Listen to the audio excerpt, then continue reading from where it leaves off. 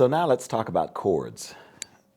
Since it is the bass guitar, we do have the ability to play chords. However, since we're in the low register, the chords sound a little bit maybe muddier or not so pronounced as they do on the guitar.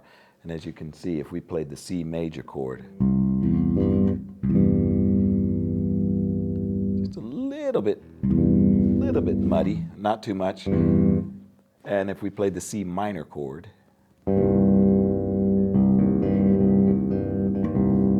it's still a little bit low. So the way we get around that is sometimes playing the individual notes at a time or arpeggiating the chord. So when we play the arpeggiated chord, it sounds more like this. And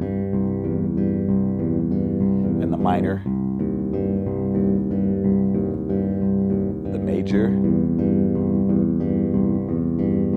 and there's the minor.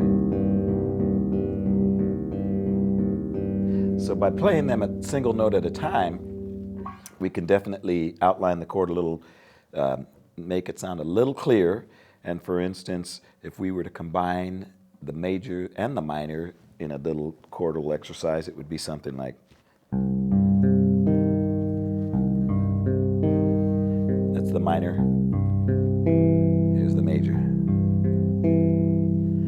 So if I were to create a little exercise that I could use, incorporate both of them, and it sounded musical, I might do something like, so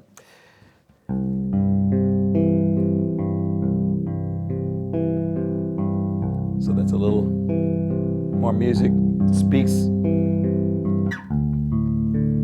There's the minor.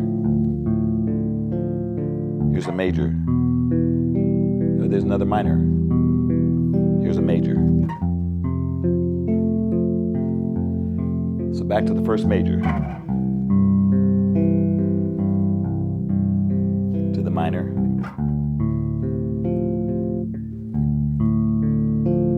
Another minor.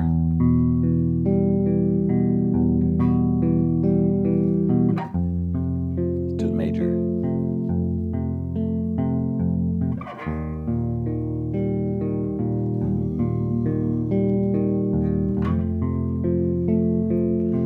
And that's basically what an arpeggio is.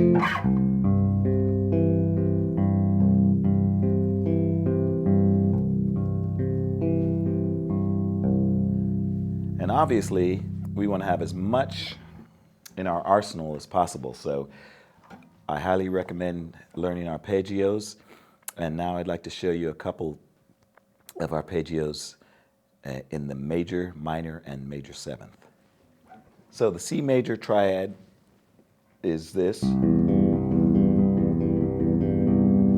that's the chord. Here's the arpeggio. So when I'm doing exercises for the C major arpeggio, I'm doing things like starting on the G,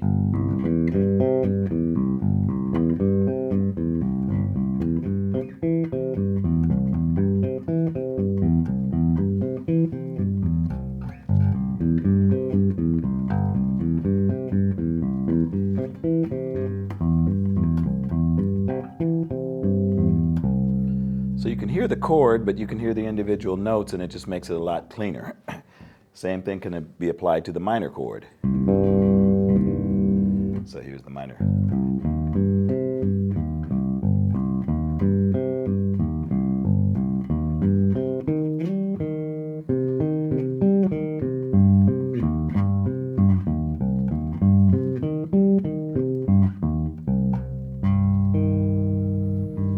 And there are so many different ways you can arpeggiate and change the order of the notes and the shapes. So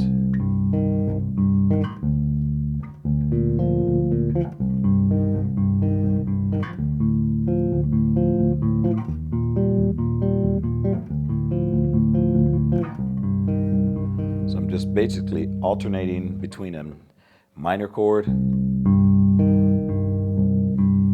a major, minor, another minor, to a major chord, another major chord.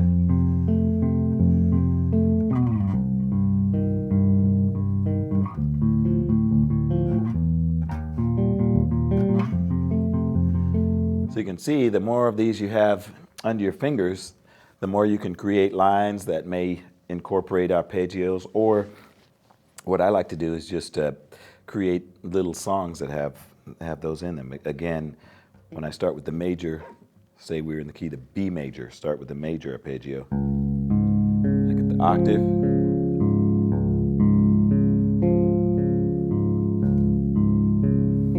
Already that sounds like a song, but it's just an exercise.